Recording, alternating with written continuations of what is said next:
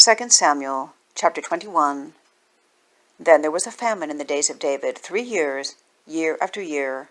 And David enquired of the Lord. And the Lord answered, It is for Saul, and for his bloody house, because he slew the Gibeonites. And the king called the Gibeonites, and said unto them, Now the Gibeonites were not of the children of Israel, but of the remnant of the Amorites. And the children of Israel had sworn unto them. And Saul sought to slay them, in his zeal to the children of Israel and Judah. Wherefore David said unto the Gibeonites, What shall I do for you? And wherewith shall I make the atonement, that ye may bless the inheritance of the Lord? And the Gibeonites said unto him, We will have no silver nor gold of Saul, nor of his house, neither for us shalt thou kill any man in Israel. And he said, What ye shall say, that will I do for you. And they answered the king, The man that consumed us, and that devised against us, that we should be destroyed from remaining in any of the coasts of Israel, let 7 men of his sons be delivered unto us, and we will hang them unto the Lord in Gibeah of Saul, whom the Lord did choose. And the king said, I will give them.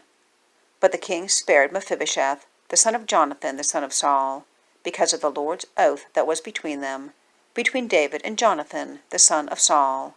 But the king took the 2 sons of Rizpah, the daughter of Aiah, whom she bare unto Saul, Armoni and Mephibosheth, and the 5 sons of Michal, the daughter of Saul, whom she brought up for Adriel, the son of Barzillai, the Maholathite.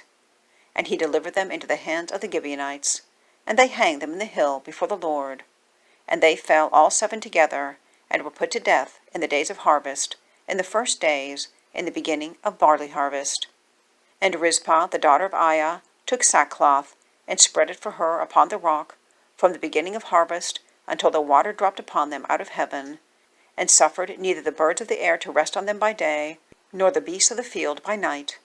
And it was told David what Rizpah, the daughter of Aiah, the concubine of Saul, had done.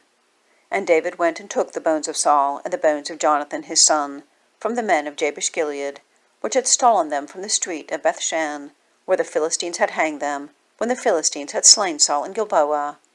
And he brought up from thence the bones of Saul, and the bones of Jonathan his son, and they gathered the bones of them that were hanged. And the bones of Saul and Jonathan his son buried they in the country of Benjamin and Zelah, in the sepulchre of Kish his father. And they performed all that the king commanded. And after that God was entreated for the land. Moreover, the Philistines had yet war again with Israel, and David went down, and his servants with him, and fought against the Philistines. And David waxed faint.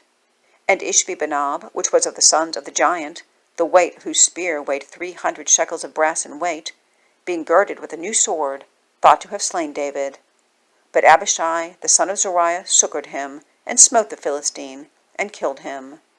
Then the men of David sware unto him, saying, Thou shalt no more go out with us to battle, that thou quench not the light of Israel. And it came to pass after this, that there was again a battle with the Philistines at Gob. Then Sibbecai the Hushathite slew Saph, which was of the sons of the giant. And there was again a battle in Gob with the Philistines, where Elhanan, the son of Jeraragim, a Bethlehemite, slew the brother of Goliath the Gittite, the staff of whose spear was like a weaver's beam. And there was yet a battle in Gath, where was a man of great stature, that had on every hand 6 fingers, and on every foot 6 toes, 24 in number. And he also was born to the giant. And when he defied Israel, Jonathan, the son of Shimea, the brother of David, slew him. These 4 were born to the giant in Gath, and fell by the hand of David, by the hand of his servants.